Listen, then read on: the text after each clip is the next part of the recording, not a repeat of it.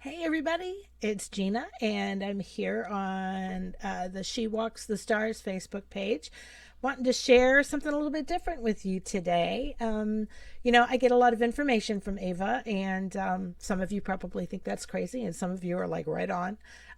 Either way, it's a strange process, but when she gives me information, I generally just have to sit with it, allow it to all come through, and then decide what to do with it, sometimes independent of her.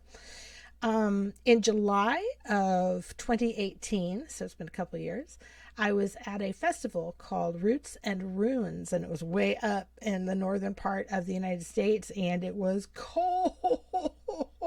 Yes, I know it was July. They had like the coldest day ever for that date, and I just happened to be there for it. It was spectacular. And I was sitting there one afternoon at my home away from home, my tent and my vending space with my guitar and all my stuff around me. And coat, blankets, two pairs of socks, and I was listening deeply as Ava gave me this story that I'm about to share with you. This little vignette. It's not really a long story. It's just a little vignette. Um, and when it came through, I wrote fast and furiously as it was coming through. And a couple people even got to see the process because they walked up and I was like, don't talk to me. Don't talk to me until this is done. Come back in an hour. Um, and Anyway, this is called Vermin. There will not be a song about this on the CD, I think. I haven't written anything yet. I don't really plan to because it's a little disturbing. But so let me read this to you.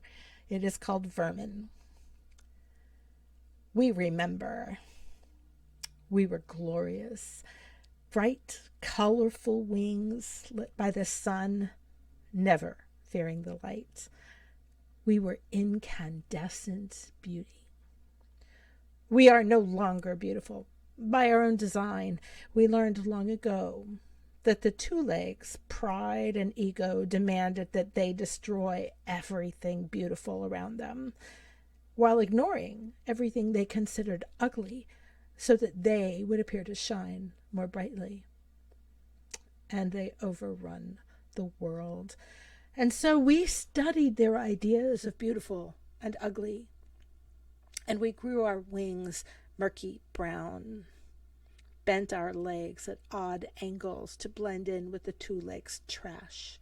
We learned to hide in the dark and chewed through their ropes and fastenings and plastics and listened to the voices in the exposed wire. We nibbled at and survived upon the crumbs around their primitive fires and their computers, while we watched the grandest darkness of all, the perfect hiding place for our kind. These humans called it space. Space, out of reach, but not forever. In fact, growing closer all the time. This day, Mother is so proud of the brood that just hatched. They are already on their way. Tiny brown wings, antenna tasting the world just ahead, sextet legs skittering, already remembering to stay in the shadows, born with the memory of all that was, and the hope of what we may one day become. Most scurry to the food stores, fabbed carbine, vat-grown meat, and rice. So much rice. This is where the young ones will hide and grow fat and hatch their own broods in time. And food goes everywhere these humans go. A few adventurous children stop to feed on food scraps and sloughed flesh, so mere that it will never be missed. Then they are on their way to the airlock to wait for transport. That one meal must sustain them for months before their journey takes them to new worlds or to reconnect with other broods here in the deep. Dormancy and patience are our allies. Some littles quickly choose a human host and bed down nearby. No crack is too small to hide these little brown bodies, folded tightly, until all is still, quiet, and dark. Then come to feast and to learn and to share with the great mind. The greatest and most brave of the brood, equipped to start a brood of their own with no help from any other brown-winged soul, slip stealthily into the cryo tanks, waiting for the long time of sleep and a destination unsure, but with the hope of expanding their consciousness, our consciousness, and our kind across the galaxy. They will wake on the other side, sharing the deep dream with a four-limbed traveler who may never even know we are there. These humans call us vermin. In their arrogance, they think that they rule this corner of space. They are our vehicle to settling the galaxy and to exploring the stars, where we may soon rule the vast dark, and perhaps, one day, grow our wings colorful once more in the light of a million suns. And so, that's Vermin, as told to me by Ava. A little disturbing. It is definitely cockroaches in space. And they are sentient. Holy shit.